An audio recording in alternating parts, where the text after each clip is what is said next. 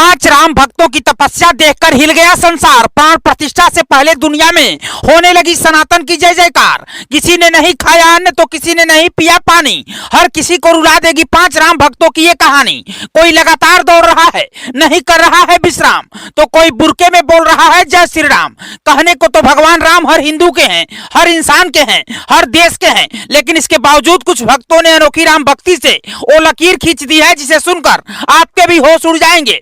अगले 3 मिनट में हम आपको 5 ऐसे राम भक्तों की कहानी बताएंगे जिन्होंने 22 जनवरी के लिए कुछ ऐसा कर दिया है कि पूरा देश उनकी तपस्या देखकर दंग है, हैरान है। लोग यकीन नहीं कर पा रहे हैं कि भगवान राम की खातिर कलयुग में भी कोई ऐसी तपस्या कर सकता है। सबसे पहले आपको मिलवाते हैं इंदौर के कार्तिक जोशी से। इंदौर के रनर कार्तिक जोशी रामलला प्राण प्रतिष्ठा समारोह में भाग लेने के लिए 1008 किलोमीटर तक दौड़ के आएंगे। जी हाँ, ठीक सुना आपने, इंदौर के 1008 किलोमीटर की दूरी पैरों से दौड़ करके तय कर करके प्रभु श्री राम की प्राण प्रतिष्ठा देखेंगे। राम का नाम लेकर पूरे जोश जज्बे और गजब की हिम्मत के साथ कार्तिक ने 5 जनवरी को इंदौर से अयोध्या के लिए दौड़ लगाने का काम भी शुरू कर दिया है। एक इंटरव्यू में कार्तिक ने कहा कि जब नवंबर 2019 में राम मंदिर को लेकर सुप्रीम कोर्ट का फैसला आया, तभी मैंने फैसला कर लिया था कि रामलला के दर्शन करने दौड़ते हुए अयोध्या जाऊंगा।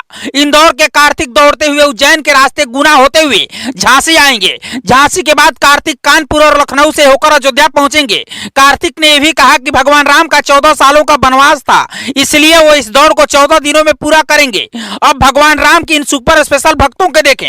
ये भक्त स्पेशल इसलिए हैं कि ये प्रभु श्री राम की ससुराल से आए हैं, वो भी बेशकीमती उपहार लेकर। जी हाँ, श्री राम की ससुराल नेपाल के जनकपुर धाम से श्रद्धालु अयोध्या के कारसेवकपुरम पहुंच चुके हैं। 35 से ज्यादा गाड़ियों में सवार होकर ये लोग राम के लिए फल, मिठाइयां, सोना और चांदी लेकर आए हैं। इनका भी सपना 22 जनवरी को रामलला को सिंहासन पर विराजमान होते देखना है। नेपाल का जानकी धाम वही है जहां भगवान राम और सीता का विवाह हुआ था। यही के स्वयंवर में राम ने वो धनुष तोड़ा था। त्रेता युग में यहाँ राजा जनक का राज था और इसी राज्य में सीता माता अवतरित हुई थी। यही वजह है कि नेपाल से आए इन राम भक्तों से चंपत राय ने भी मुलाकात की। अब आपको अयोध्या की सीता रसोई दिखाते हैं, जहाँ दिन रात जुटकर राम मंदिर के भक्तों को भोजन उपलब्ध करा रही है। सीता की रसोई संभालने वाले शख्स का कहना है कि 22 जनवरी को 40 भोजनालय चलाएंगे और पूरे अयोध्या में चाय के मुफ्त स्टॉल लगाए जाएंगे। अब मुंबई की शबनम से मिलिए। 21 साल की राम भक्त शबनम शेख मुंबई से अयोध्या तक पैदल आ रही हैं। ताज्जुब की बात यह है कि उनके और उनके दोस्तों साथियों के हाथों में भगवा ध्वज है, जिस पर श्री राम का नारा लिखा हुआ है। 12वीं पास कर चुकी शबनम ग्रेजुएशन फर्स्ट ईयर की स्टूडेंट हैं, लेकिन उनकी राम भक्ति ने उन्हें पूरे भारत में वायरल कर दिया है।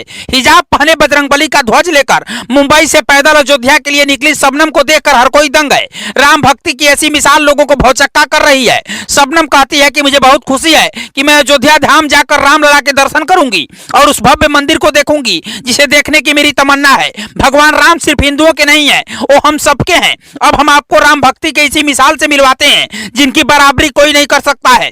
अयोध्या में बन रहे भव्य राम मंदिर ने बदायूं के मिथिलेश को भी वायरल कर दिया है। मिथिलेश ने प्रतिज्ञा की थी कि जब तक राम मंदिर पर विवादित ढांचा रहेगा तब तक वो बच्चों का विवाह नहीं करेंगे। मिथिलेश के घर वालों ने भी मंदिर के लिए लड़ाई लड़ी, कार सेवा की। जब ढांचा ढह गया तब जाकर उन्होंने अपने बच्चों का विवाह किया। उसके बाद एक और बड़ी तपस्या की कि जब मामला अदालत में गया तो मिथिलेश ने संकल्प लिया कि अगर सुप्रीम कोर्ट से मंदिर के हक में फैसला आता है तो 365 दिन तक लगातार अन्न जल त्याग कर अखंड ज्योति जलाएंगे। कोर्ट के फैसले के बाद 1 साल तक मिथिलेश ने अखंड ज्योति जलाई। ऐसे राम भक्तों को लेकर आप क्या कहना चाहेंगे, हमें कमेंट बॉक्स में जरूर बताइएगा और खबर को शेयर कीजिएगा। ब्यूरो रिपोर्ट, पूर्वांचल समाचार।